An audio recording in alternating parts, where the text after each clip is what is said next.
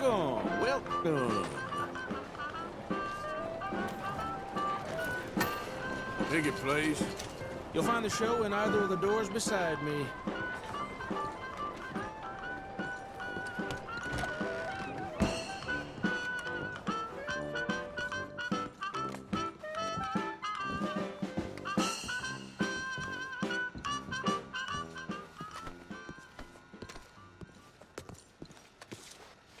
Welcome, one and all, to the remarkable example of modern entertainment at its finest.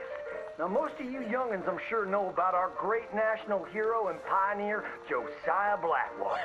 Him that gave the town of Blackwater its nomenclature. You see, only about 100 years ago, weren't nothing here but big old forests, ferocious beasts, surly savages, arid deserts, and unconquered mountains. The West, well, the whole West was untamed.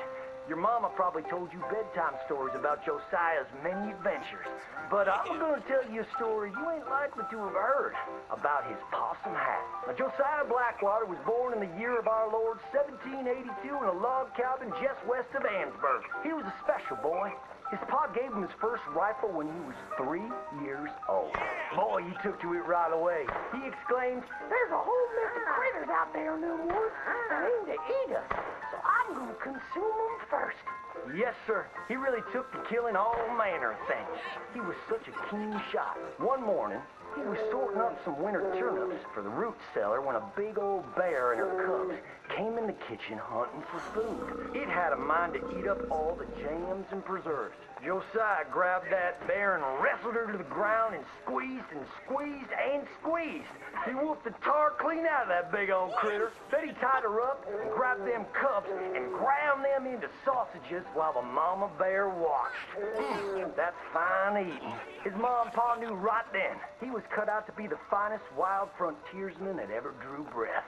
But first, they wanted him to get some book learning. After only 3 days of attending school, Josiah beat the living daylights out of the Cloud bully and announced to his daddy that he was tired of ciphering and mathematics on account it's only good for adding up the number of critters or Indians you can kill. So he ran away from home and headed west.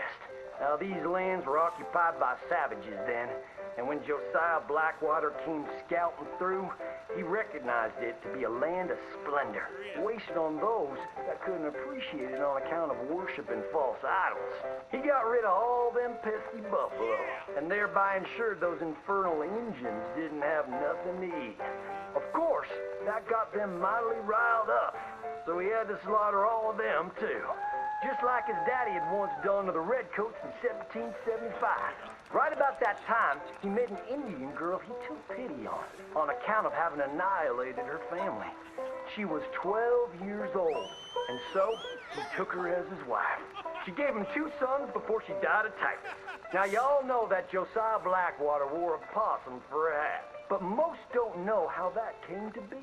Well, one day, old Josiah was riding a couple of alligators down the Lanahatchee River. Riding, standing up, and shooting eagles right out of the sky when he sees a big old mountain lion about to eat a possum. Josiah grabbed that mountain lion by the tail and wrestled it till it was plumb dead. Well, that possum really took to Josiah. Followed him around like a dog loyal to its master. Yes, they had a lot of adventures together. Now, Josiah never cried a day in his life, but he pert near dead on the day that possum passed. For they were mighty fine friends. So he skinned it and made it into a hat. Back in them days, a possum skin was as good as money. But he never parted with that hat, not even for $10. Once he founded the town of Blackwater, he sent word for settlers to come. It was the last stop in the west before San Francisco. He met a girl by the name of Rufina Helsby at a barn dance one night. Took her as his wife, settled down. Built himself a cattle empire and had 14 youngins. But Josiah Blackwater wasn't the home-loving kind, and he grew mighty restless. One day on the courthouse steps, he announced, "You may all go to hell, and I will go to Saint Denis." And so he did.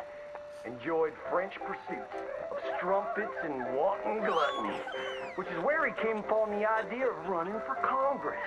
He wore that possum hat every day as a congressman, as a reminder of where he come from, saying, I may live in barbaric splendor, but I always remember, keep your friends close and your gun closer, because you don't know when you might have to shoot them.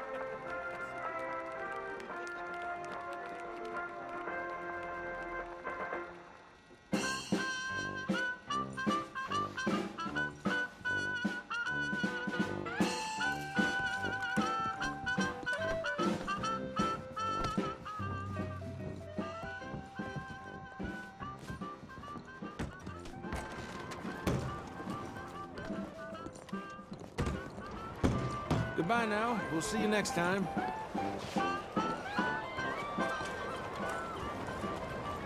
Hello, sir.